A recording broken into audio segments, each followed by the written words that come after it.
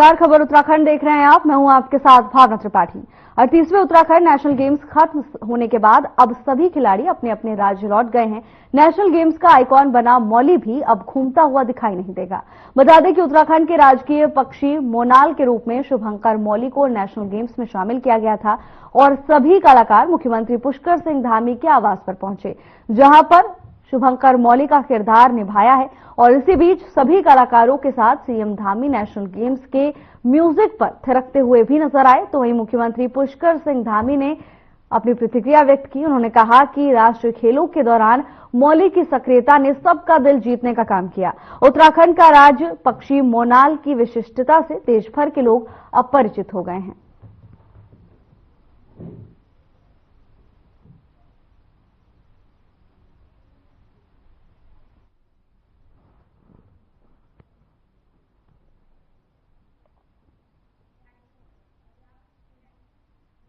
प्रधानमंत्री नरेंद्र मोदी का 27 फरवरी को उत्तरकाशी दौरा प्रस्तावित है। मुखबा और हर्षल में प्रधानमंत्री के आगमन से उत्तरकाशी के पर्यटन और तीर्थाटन को बढ़ावा मिलेगा, जिससे यहां के लोगों में काफी उत्साह भी दिख रहा है। बता दें कि चारों धाम में प्रमुख गंगोत्री के शीतकालीन प्रवास स्थल मुखबा और यात्रा पड़ाव हर्षल को प्राकृतिक सुंदरता के लिए जाना जाता है।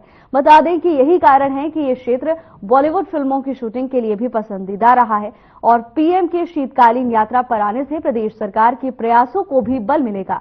तो वहीं गंगोत्री मंदिर समिति के सचिव सुरेश सेमवाल ने जानकारी देते हुए बताया कि प्रधानमंत्री के मुखबा और हर्षल आने से पर्यटक और तीर्थाटन लगभग 50% बढ़ जाएगा। प्रधानमंत्री के स्वागत के लिए मंदिर समिति ने मुखबा स्थित मंदिर में रंग रोगन सहित सभी तैयारियां पूरी करनी है।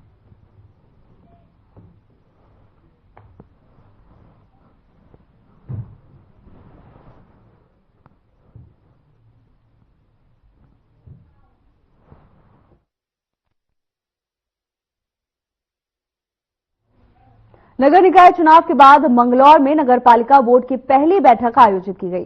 बोर्ड में कस्बे के विकास के लिए भी तमाम मुद्दों पर चर्चा हुई और कई प्रस्ताव इस बैठक में पारित किए गए। निर्वाचित नगर पालिका अध्यक्ष मोहिउद्दीन अंसारी ने कहा कि बोर्ड में सर्वसहमति के साथ कस्बे के विकास के लिए कई प्रस्ताव रखे गए। मंगलौर कस्बे की दशा और दिशा को सुधारने के लिए विकास कार्य कराए जाएंगे, जिसमें सबसे पहले नगर की साफ सफाई पर विशेष तौर पर ध्यान देना है। तो वहीं कस्बे को स्वच्छ रखने के लिए जागरूक अभियान भी चलाया जाएगा, जिसमें कस्बा स्वच्छ रह सके, इसको लेकर लोगों को जागरूक किया जाएगा।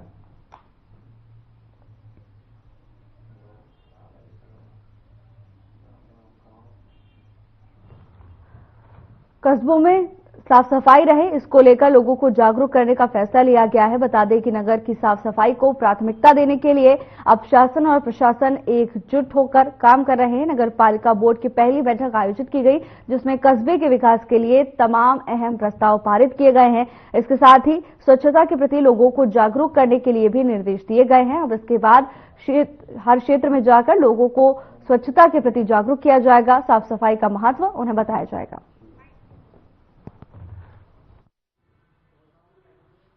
इसमें सभी मेंबर, सभी कर्मचारी, हम लोग सभी उपस्थित रहे और जो भी मेंबरों ने जो भी प्रस्ताव दिए उनको सर्वसम्मति से पास कर लिया गया है।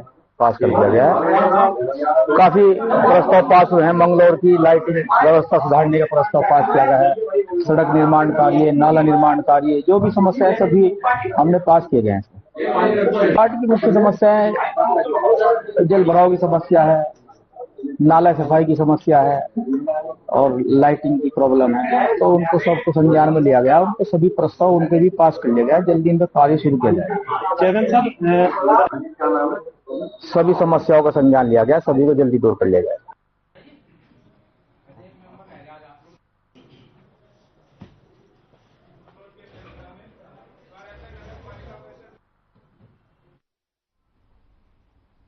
महापौर दीपक बाली ने नगर निगम क्षेत्र में विकास कार्य शुरू करने की घोषणा की। चैती मेले से पहले किले की ओर जाने वाली कच्ची सड़क को पक्का किया जाएगा। महापौर ने नगर निगम कार्यालय में पत्रकारों से बातचीत भी की और पत्रकारों से बातचीत करते हुए बताया कि कशनाल गाजी में कूड़ा निस्तारण प्लांट का निर्माण कार्य जुलाई 2025 तक पूरा होगा। आवारा कुत्तों की समस्या को नियंत्रित करने के लिए पटेल नगर में एनिमल बर्थ कंट्रोल सेंटर तैयार हो चुका है, जो इसी माह के अंत तक शुरू हो जाएगा। तो वहीं महापौर ने कहा कि मुख्यमंत्री पुष्कर सिंह धामी के सहयोग से 90 दिनों में शहर की तस्वीर बदल जाएगी। महापौर दीपक बाली ने एक महत्वपूर्ण घोषणा की है। उन्होंने बताया कि क्षेत्र में विकास कार्य शुरू हो जाएगा। इसके साथ ही दावा किया है कि मात्र 90 दिनों में वो क्षेत्र की तस्वीर बदल देंगे और क्षेत्र को विकसित करने की कवायद तेज कर दी गई है। बता दें कि काशीपुर में क्षेत्र में विकास कार्य करवाने की घोषणा महापौर की ओर से की गई है। महापौर दीपक बाली ने ये घोषणा कर दी है कि जल्द से जल्द सभी विकास कार्य शुरू किए जाएंगे और गुणवत्ता का ध्यान रखते हुए सभी विकास कार्यों को पूरा किया जाएगा, जिससे ज्यादा से ज्यादा जनता को लाभ मिल सके और जनता को तमाम सुविधाएं प्रशासन की ओर से मुहैया कराई जा सके। बता दें कि महापौर अब एक्शन मोड में नजर आ रहे हैं। लोगों की समस्याओं का निस्तारण करने के लिए भी महापौर ने तमाम निर्देश दिए। इसके साथ ही क्षेत्र में विकास कार्य शुरू करने की घोषणा महापौर की ओर से कर दी गई है। अब इसके बाद क्षेत्र में जगह जगह विकास कार्यों की शुरुआत की जाएगी, जिससे आम लोगों के जीवन को सुगम बनाया जा सकेगा और लोगों को रोजमर्रा की दिनचर्या में जो दिक्कतों का सामना करना पड़ता था, अब इन विकास कार्यों के पूरा होने के बाद उन्हें इन सभी समस्याओं से छुटकारा मिल जाएगा और इसी को लेकर तेजी से काम करने के निर्देश महापौर की ओर से दिए गए हैं। जल्द ही विकास कार्य शुरू कर दिए जाएंगे। महापौर की ओर से भी यह महत्वपूर्ण घोषणा कर दी गई है।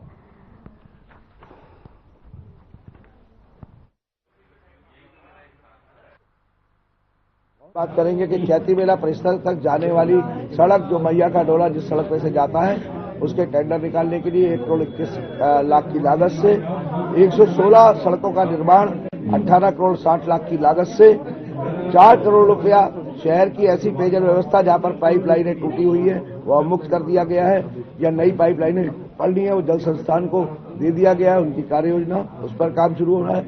उसके अलावा 40 के 40 वार्डों में जितनी स्ट्रीट लाइट की जरूरत थी वो सर्वे के द्वारा उसका सारा जो सर्वेक्षण है वो आ चुका है, जिस पर काम 17 तारीख से शुरू कर रहे हैं। 3,500 स्ट्रीट लाइटों से 40 के 40 वार्डों में हर पोल पर लाइट लगाने का अभियान शुरू हो रहा है।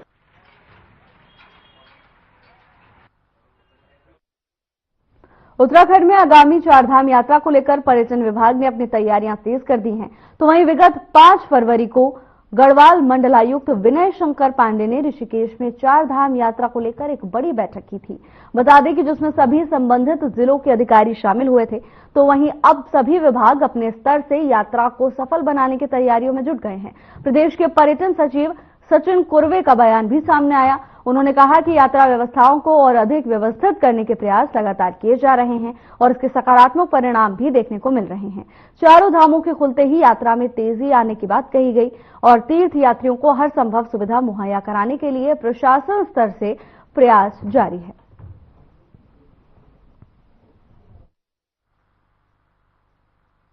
देखिए, आदि कैलाश ओम पर्वत इसके संदर्भ में पिछले यात्रा तो पहले से भी चलती आई है, लेकिन इसको एक हाई एंड का प्रोडक्ट बनाने के पॉइंट ऑफ व्यू से पिछले साल से हमने इसको एरियल सर्विस भी इसमें शुरू कराई है। अगर हम आंकड़ों की तरफ देखें तो 2022 के बाद आदि कैलाश ओम पर्वत की जो यात्रा है, आदि कैलाश यात्रा जिसे कहा जाता है, इसमें ऑलमोस्ट बढ़ोतरी तो हुई है, लेकिन विगत साल में ये बढ़ोतरी 3 गुना देखी गई है।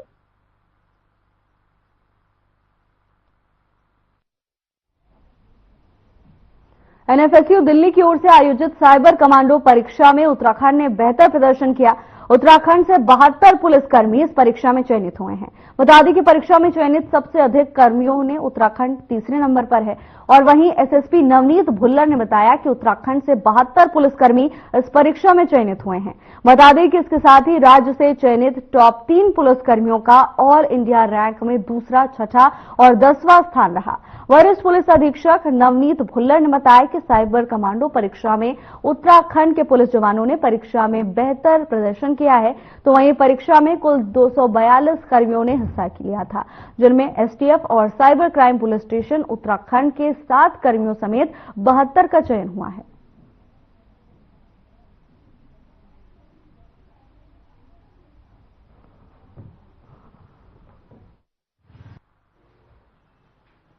इसमें जैसा मैंने बोला कि टोटल जैसे 72 का चयन हुआ है, ये हमारी कंट्री में 3rd पोजीशन है नंबर्स के हिसाब से। इसके अतिरिक्त जो 3 हमारे कर्मचारी हैं, दूसरे, छठे या 10वीं रैंक जो है वो भी हमारे कार्मिकों का ही उत्तराखंड के कार्मिक हैं। और अब जैसे ही इनको इनके लेटर्स आएंगे फिर इनको IITs या NFSU में इनको ट्रेनिंग के लिए भेजा जाएगा।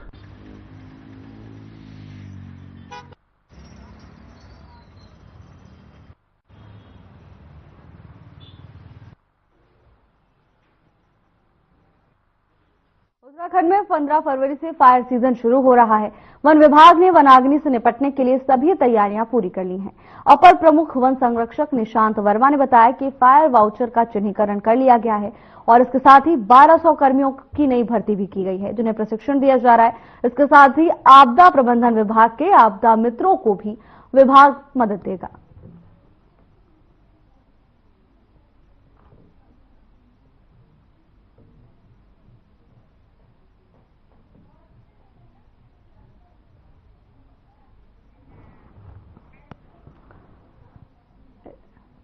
वन संपदा को आग से बचाने के लिए प्रशासन ने कवायद शुरू कर दी है। बता दें कि 15 फरवरी से फायर सीजन शुरू हो गया है और इस मौसम में कई वनों में भीषण आग लग जाती है, जिसके चलते वन्य संपदा को काफी नुकसान होता है। लेकिन इस बार इससे निपटने के लिए प्रशासन की ओर से पहले ही तैयारियां कर ली गई हैं। भारी मात्रा में यहां पर भर्ती की गई है। इसके साथ ही तमाम सुविधाओं से विभाग को लैस किया गया है, जिससे किसी भी तरह की कोई कठिनाई सामने न आए और किसी भी तरह की घटना से निपटने के लिए प्रशासन के पास उचित संसाधन हो, इसको सुनिश्चित किया गया है। फायर सीजन में जैसे अब 15 तारीख से हमारा सत्र शुरू होगा, तो लोग अभी डिविजन्स में जो है फायर वॉचर्स का चिन्हीकरण कर लिया गया है और अभी हम लोग 15 तारीख से फायर वॉचर्स को योजित करेंगे। स्थानीय जो ग्रामीण हैं वहीं से ही, ग्रामों से ही फायर वॉचर्स देते हैं।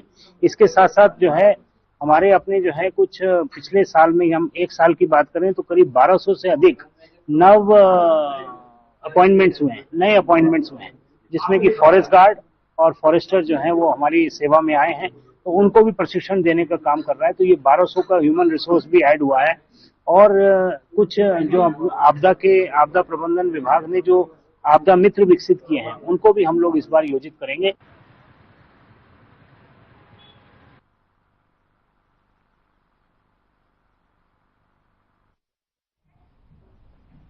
एक छोटे से ब्रेक के लिए रुकेंगे, जल्द हाजिर होंगे ब्रेक के बाद।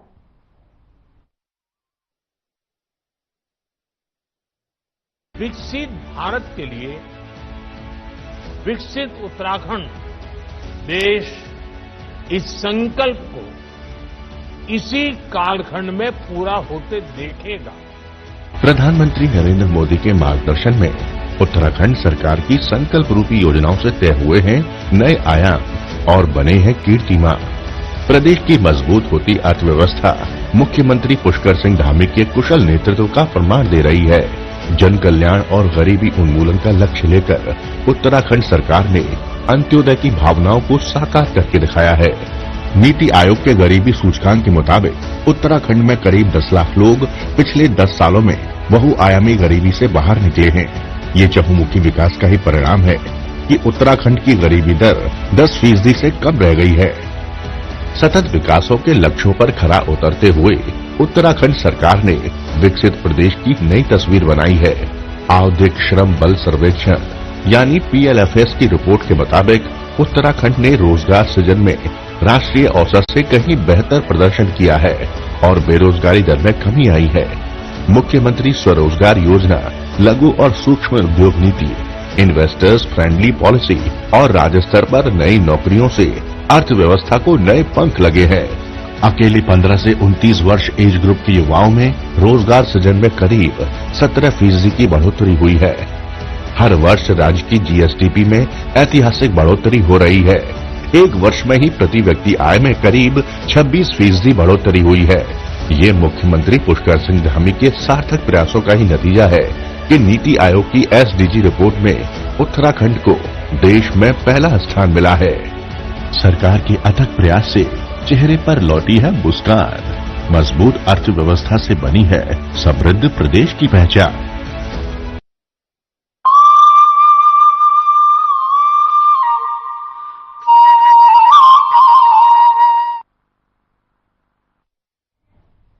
ब्रेक के बाद आपका स्वागत है। खबरों में आगे बढ़ेंगे। बीते दिनों ऑनलाइन रजिस्ट्री प्रक्रिया के खिलाफ वकीलों ने विरोध प्रदर्शन करते हुए कार्य बहिष्कार किया। डीएम के माध्यम से सीएम को ज्ञापन सौंपा। अधिवक्ताओं का कहना है कि ऑनलाइन रजिस्ट्री और पेपरलेस व्यवस्था से उनका काम प्रभावित होगा। उन्होंने सरकार को चेतावनी भी दी। उन्होंने कहा कि इस पर बीजेपी के प्रदेश प्रवक्ता कमलेश रमन का कहना है कि सरकार जीरो टॉलरेंस की नीति पर काम कर रही है और इस ऑनलाइन व्यवस्था से भ्रष्टाचार रुकेगा। इससे किसी का काम प्रभावित नहीं होगा।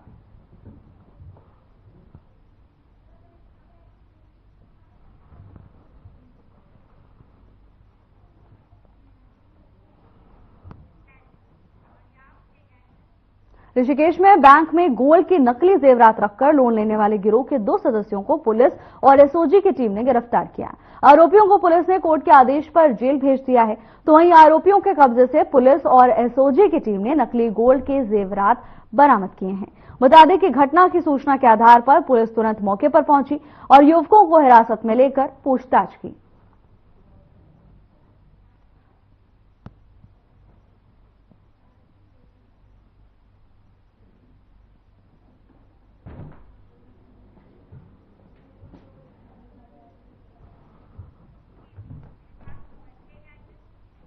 उत्तराखंड में फिर मौसम करवट बदल सकता है। मौसम विभाग के मुताबिक प्रदेश के पर्वतीय जिलों के ऊंचाई वाले क्षेत्रों में हल्की बारिश के आसार जताए गए हैं। तो वहीं मौसम विभाग ने 19 और 20 फरवरी तक मौसम में बदलाव के संकेत भी दिए हैं। बता दें कि 16 से 18 फरवरी तक मौसम साफ रहने से तापमान में बढ़ोतरी देखने को मिल सकती है।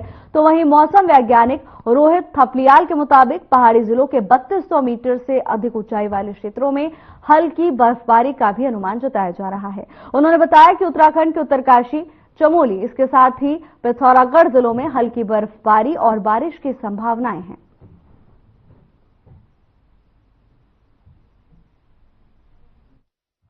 देखिए, आज 15 फरवरी है, तो आज के दिन उत्तराखंड के पर्वतीय क्षेत्रों में कहीं कहीं बहुत हल्की से हल्की वर्षा और बर्फबारी मिलने की संभावना है। साथ ही जो मैदानी क्षेत्र है वहां पर भी इक्का दुक्का स्थानों पे बहुत हल्की वर्षा मिल सकती है। इसमें जो 3200 या फिर 3300 मीटर या उससे अधिक ऊंचाई वाले क्षेत्र है वहां कहीं कहीं बर्फबारी भी मिल सकती है। तो लाइट एक्टिविटी रहेगी उत्तराखंड में। कल जो है एक्टिविटी कम हो जाएगी। तो कल 16 फरवरी को उत्तराखंड के जो पर्वतीय क्षेत्र हैं, विशेषकर जो उसमें उत्तरकाशी, चमोली, पिथौरागढ़ जनपद है, यहाँ कहीं कहीं बहुत हल्की वर्षा बर्फबारी मिलने की संभावना है। निकाय चुनाव परिणाम आने के बाद कांग्रेस के हार के कारणों को जानने के लिए 3 सदस्यीय फैक्ट फाइंडिंग कमेटी का गठन किया गया। तो वहीं फैक्ट फाइंडिंग कमेटी के सदस्य डॉक्टर प्रेम बहुखंडी ने बताया कि फैक्ट फाइंडिंग कमेटी उन मामलों की जांच कर रही है जहां वोटर के फंडामेंटल अधिकारों का हनन किया गया। और उन्होंने कहा कि ऐसे कई मामले सामने आए जहां वोटर कई वर्षों से एक जगह रह रहे हैं, लेकिन इस बार वोटर लिस्ट से उनका नाम हटा दिया गया। उन्होंने कहा कि आखिर वोटर लिस्ट से अचानक उनका नाम क्यों गायब किया गया। इसके साथ ही उन्होंने कहा कि ये ढूंढा जा रहा है कि नाम गायब करने के पीछे आखिर जिम्मेदार कौन है।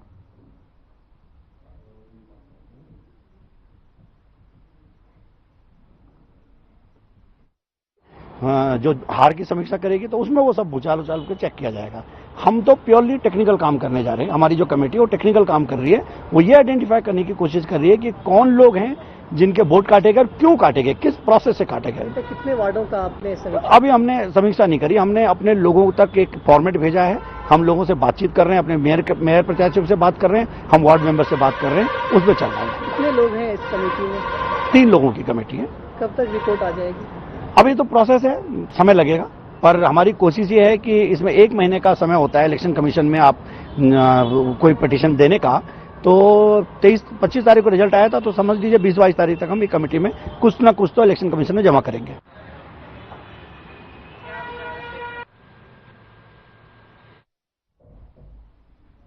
उत्तराखंड में इन दिनों बिजली बिल के लिए लगाए स्मार्ट प्रीपेड मीटर का मुद्दा छाया हुआ है। स्मार्ट प्रीपेड मीटर को लेकर प्रदेश में बवाल मचा हुआ है। एक तरफ जहां कांग्रेस स्मार्ट प्रीपेड मीटर का विरोध कर रही है, तो वहीं दूसरी तरफ सरकार स्मार्ट प्रीपेड मीटर के फायदे गिनाने में लगी हुई है।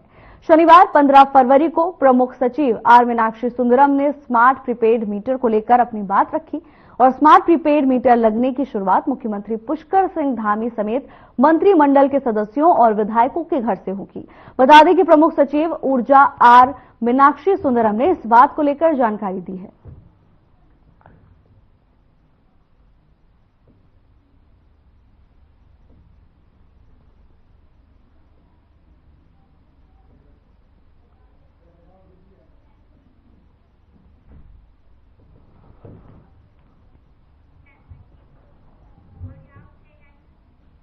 जसपुर में बीते दिनों एक शादी समारोह में डीजे को लेकर विवाद हो गया, तो उसके बाद विशेष समुदाय के लोगों ने पथराव करना शुरू कर दिया।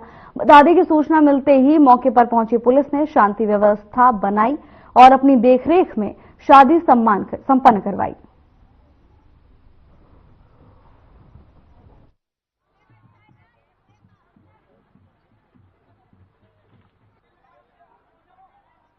कुछ देर पहले 112 से इस माध्यम से हमें सूचना प्राप्त हुई कि नारायणपुर थाना जसपुर में एक शादी समारोह था जिसमें डीजे बजने को लेके कुछ विवाद हुआ है। इस घटना के बाद तुरंत पुलिस मौके पर पहुंची, क्योंकि दो जिसे गैर समुदाय के बीच का ये झगड़ा था, इसको लेकर तत्काल मौके पर फोर्स रवाना किया गया। मौके पर शांति व्यवस्था बनाई गई। मौके से जिनकी लड़की की शादी है उनके पिता द्वारा तहरीर दी गई है, कुछ लोगों को नामजद किया गया है। इसमें हमारी पुलिस टीम बनाकर अलग अलग जगह भेजी गई है और व्यक्तियों को जिनके नामजद तहरीर है उनको गिरफ्तार करने का प्रयास किया जा रहा है। जैसे गिरफ्तार किए जाएंगे तहरीर के आधार पर मुकदमा पंजीकृत किया जाएगा, उन्हें न्यायालय के समक्ष पेश किया जाएगा और उसके अलावा जो विधि सम्मत कार्यवाही है वो इसमें प्रकरण में की जाएगी।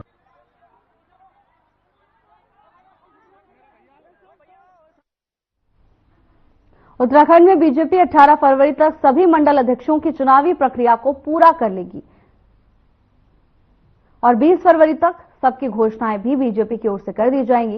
इसके साथ ही 28 फरवरी तक 19 जिले के जिला अध्यक्षों की चुनावी प्रक्रिया पूरी कर घोषणा की जाएगी। बता दें कि जिला अध्यक्षों की नियुक्ति के बाद प्रदेश अध्यक्ष का चयन भी पार्टी की ओर से किया जाएगा। माना जा रहा है कि फरवरी में बीजेपी का संगठन पूरी तरह से नए रूप में आ जाएगा, जिसके बाद पार्टी आगे के कार्यक्रमों की रूपरेखाएं भी तय कर लेगी।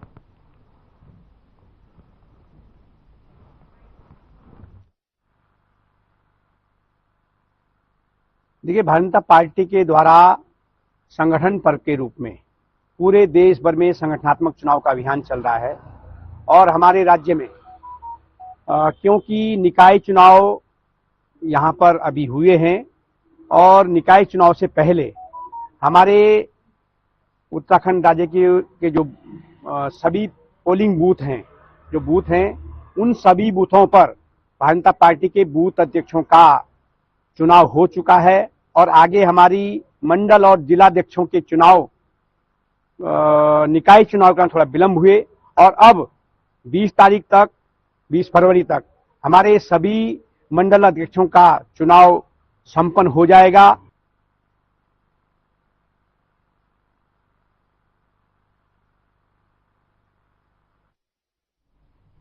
फिलहाल के लिए बस इतना ही। जल्द हाजिर होंगे नई अपडेट्स के साथ। नमस्कार।